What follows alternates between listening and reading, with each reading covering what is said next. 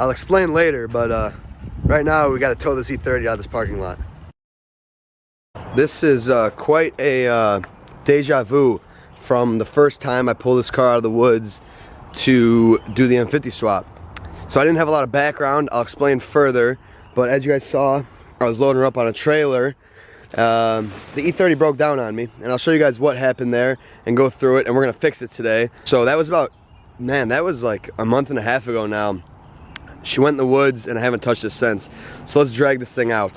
First things first, we gotta uncover it. I was kind enough to put the car cover on it because I didn't want all the tree sap on it, because I care about this car a little bit more now that it you know, is cool and all that, but not enough to leave it not in the driveway. So, or not enough to leave it in the driveway. I decided she should go in the woods for my own sake, and there's spiders and bugs all over this car cover, so probably all over the car. That, I don't like that, but yeah, here she is, unearthed. Looks like air still stayed in the bags. That's pretty cool. All right, we got her in, aired up, all ugly. So, I was on my way to the store. I was at the light. I went from neutral to first, felt kind of weird. First to second, and as soon as I hit second, my clutch pedal did not come back. So, you can see here, we got the clutch pedals all the way down right now. So I can bring it up, and then if I push it again, you'll see it kind of goes on its own, and then it sucks itself down. So you can kind of see that. So yeah, the clutch pedal went bye-bye, and what that means is slave or master. I just did a slave, it's brand new, and that leaves me with the master. I doubt a brand new slave would go bad, an original master, likely. I've had bad slaves and it never felt like that, so I'm pretty sure it's a master. I already bought a master. Let's see, where is it? So, here we got the new M50 Master. You guys ever watched my touring video, my touring series, manual swapping it? You know how much I absolutely despise doing a master on an E34. Process on this car is the exact same.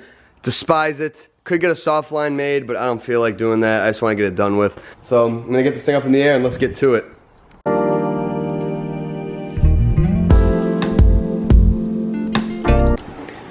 So this is now the third time I've had to empty this brake fluid reservoir from brake fluid and put it back in and blah blah blah.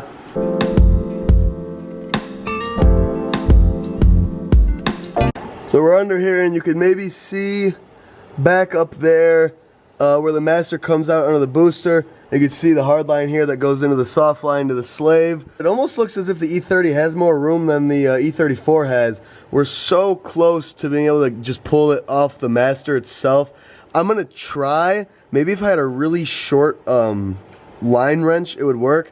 I don't think mine's short enough, so it probably won't fit, so we are probably gonna have to disconnect it here. I'll let you guys know if I can make that work. This looks like it actually should be a much easier line to fish through, because as opposed to the E34, what the E30 doesn't have is a hard brake line that runs on the firewall, which kept getting the master line stuck under. So I have a hunch that this might be a little bit easier, but I don't want to get myself too excited. What we have to do is, there is a 17mm bolt and a 13mm nut at the top of the master.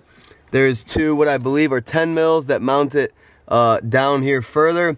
And then once those are undone, then we can kind of pull it towards us, pull it down, and then you can see where the line comes in from the reservoir. Just pop that grommet out, and then we got to fish the master out with the slave, or with the hard line, and then it should be out. It's kind of hard to set up the camera in here. I don't know if I'll be able to do that. Here's the old one.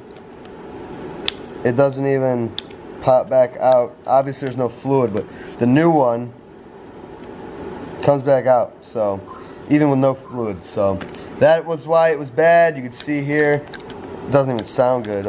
Shot. So I got to transfer over this elbow, transfer off my line, and we are ready to put the M50 in. This master is marked 1984. It's an 89. I don't even know why it would be such an old master in there, but yeah, that's kind of crazy.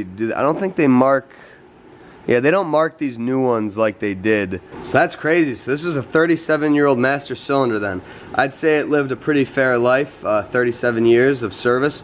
That's pretty astonishing.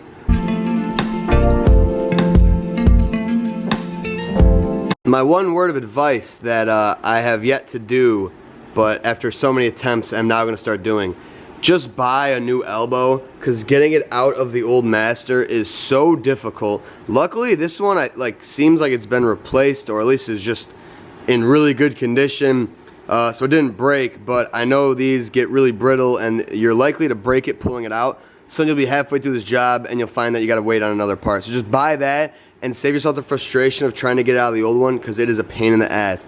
But everything's swapped over. We're gonna fish this thing in, see how close we get it to lining up. Wow, so inherently I was actually correct. It was probably 1,000 times easier getting this all sorted on here. I had my line best to my ability lined up, and it ended up being perfect. Much easier in the E30. You know, Master job used to be something in my head that was just, you know, I'd rather sell the car before doing it, but in the E30, I can confirm it's pretty easy. I just gotta tighten up this line of the slave and we are ready to bleed. I'm waiting on Eustace to get here. We're gonna bleed it and we'll be done, just like that. I thought this would be a whole night thing, just turns out it's just gonna be an hour or two.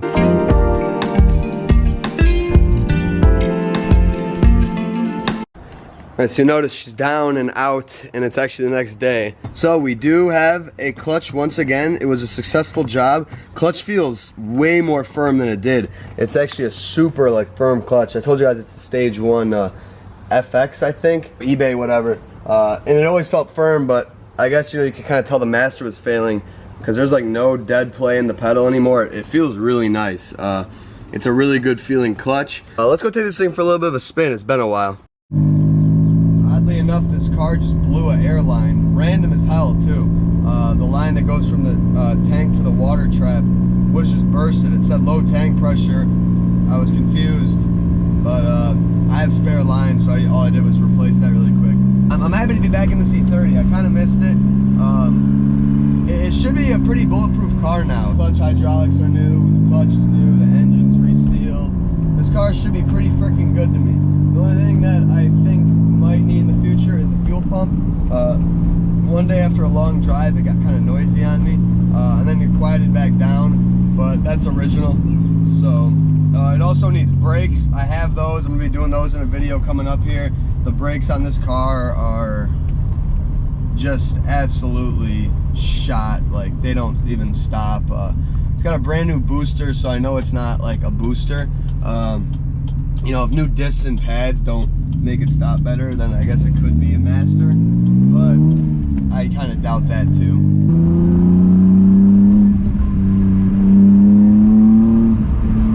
I forgot how quick this car is. Eustace was telling me I should get it tuned, and I probably will. I think a tune would be, you know, higher red line, more power, more torque. I think it would actually be pretty freaking fun. I think I would actually notice it pretty, you know, pretty well. But I don't know, I'm always skeptical on those OBD1 after all the turbo issues, but it's obviously not a turbo engine. It's, you know, it's a lot easier to tune one of these rather than a boosted one. But aside from that, I also need to kind of figure out, this car has a charging issue or a voltage issue. If the air kicks on, if the headlights come on, the car surges, and you know, the lights flicker. As soon as you turn one of those two off, the RPMs will bounce back up. That's how I know it is something like that. So I think it's an alternator. When I put the engine in, I didn't use the alternator that it came with in the parts car. I opted for one that's in my basement, and I opted for an older looking one. I have two new ones, but I went for an older one, which is stupid. So I'll probably do that, do brakes. Then this car should be nice. The reoccurring engine light, it hasn't come back yet. We'll see if it does. If that does, then I think I'm going to do an ICV, because the ICV on this car is a little iffy. So, otherwise, she's a ripper, man. I miss this car. I was figured I'd take you guys on a little ride. Clutch feels fantastic. You know, give you guys some action.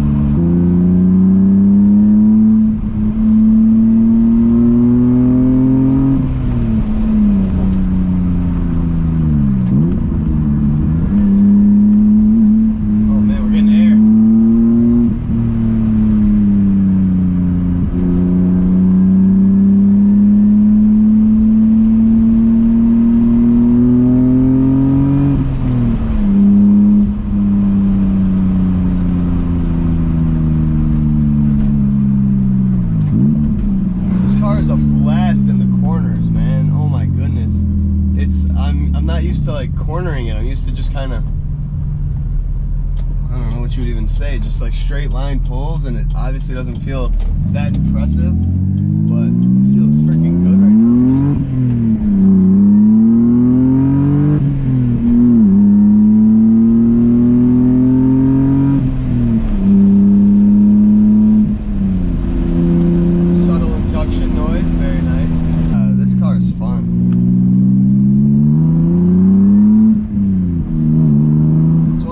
I've been like dailing the 540 since the new trans has been in it, and it made me remember how much I love E34s and you know, dailing them. But then hopping in this makes me realize how much lighter of a car and more agile of a car an E30 is to an E34. You know, the 540 is a quicker car, but just the agility of this car is insane. It's really wild. But yeah, so that's our little rip there. I just want to take you guys for a little spin after all the work here. Not all the work, but you know, the master jobs. So yeah, there we have it. E30 back in business, back to driving. I missed this car. I daily drove this when I finished it, you know, for probably 3 weeks. Haven't really touched it since it broke on me about a month and a half ago. So it's good to be back. But thank you guys for watching. I hope you enjoyed. Hope this maybe helped you guys out with something. Take it easy, have a good one, and I'll see you in the next one. Oh, real quick, I should mention, while I said I love the E30, I just have to put this out there. That is, I think, the first BMW, or maybe the second out of 30 that has left me stranded. Given I drove it more than a lot of the ones I've had, so it's not really a fair competition. But I've had a lot, and I've never had one leave me stranded. The 540 left me stranded. No, it didn't leave me stranded. It broke down on me at my own house. I fixed it really quick. Other than that, before that, it was a E32 735i.